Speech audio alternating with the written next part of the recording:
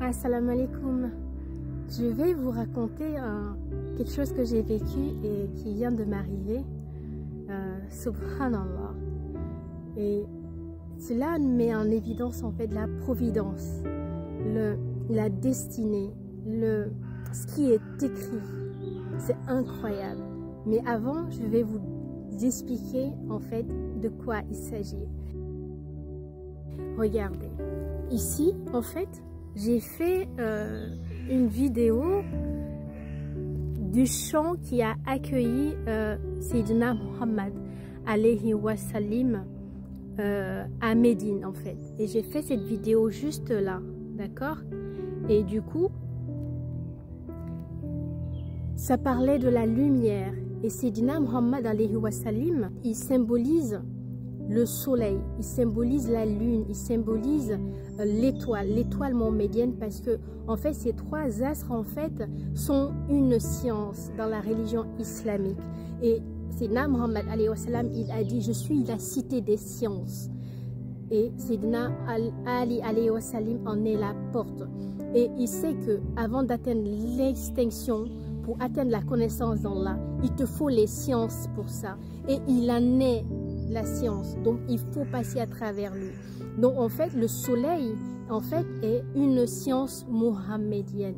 Donc lorsque je parlais de ça ici, du coup je ne réalisais pas quelque chose, parce que regarde, juste en face j'ai regardé cette sculpture là, elle est magnifique, et de loin je l'ai regardée, et c'est pas la première fois en fait que je regarde et j'observe, mais je ne savais pas le sens. Et là, subhanallah, quelqu'un est venu me dire, en fait, vous savez, c'est quoi l'architecture qui est là? Et je dis non, pas. Du coup, il s'agit de quoi? Et le monsieur, c'était un couple très gentil, il me dit c'est le défi du soleil. Subhanallah.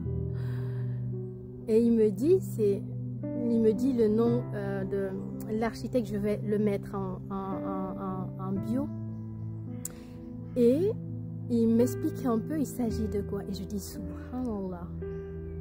Et regardez, en fait c'est deux personnes qui sont en train de danser, et du coup regardez les symboles. Il y a en fait, et je l'avais pas remarqué, de chaque côté les phases lunaires. Et la lune, en fait, je vous l'ai dit, dans l'islam, représente une science. Car Sayyidina Ibrahim alayhi wa sallam, avant d'atteindre l'extinction, la connaissance d'Allah, il a dit: j'ai vu l'étoile, ensuite j'ai vu la lune, ensuite j'ai vu le soleil, et ensuite j'ai trouvé Allah. Et les phases lunaires, en fait, ont un impact sur l'être humain. Et dans le Coran, il y a l'astrologie. D'accord? Donc la science des astres est importante en fait dans l'islam. Et du coup, la numérologie aussi. Et regardez ces phases lunaires. Après, bien sûr, on va faire attention. Moi, je ne sais pas dans quel but, c'était quoi lui l'intention lorsqu'il l'a fait. D'accord? Donc je ne rentre pas dans le sens profond de son art, mais moi je vais avec la synchronicité qui s'est passée avec moi.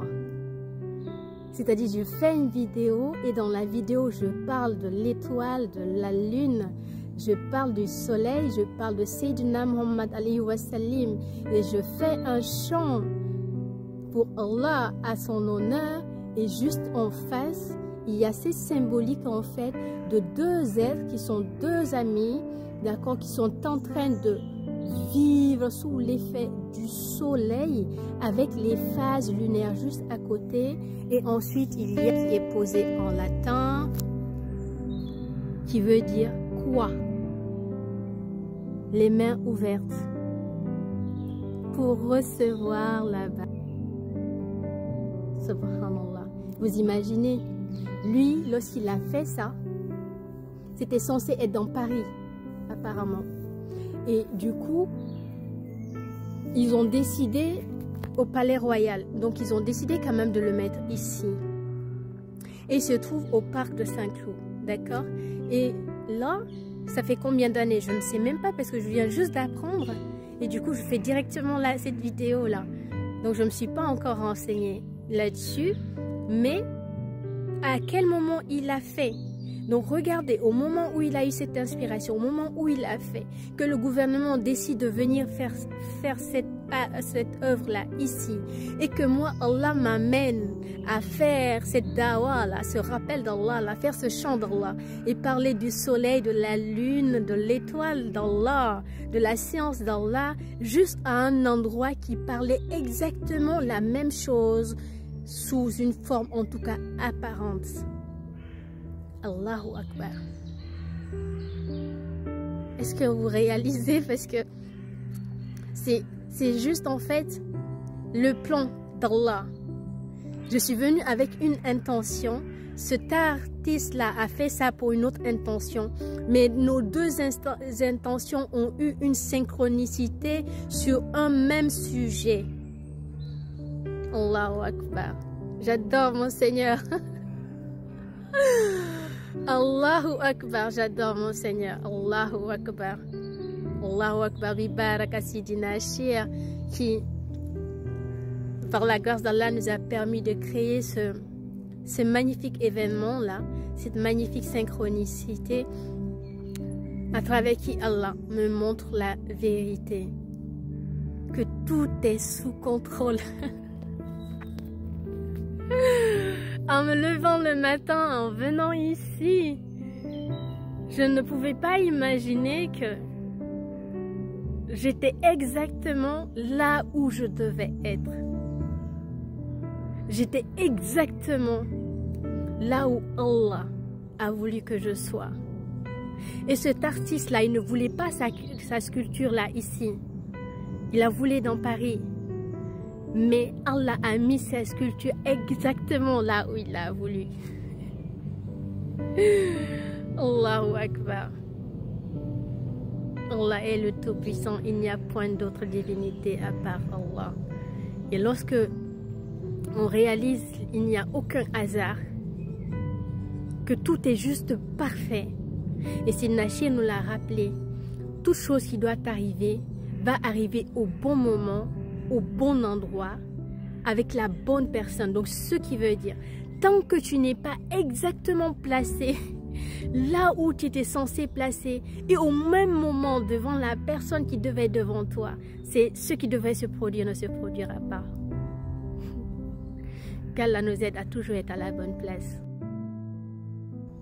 Bibaraka Sidina Shir, assalamu alaikum.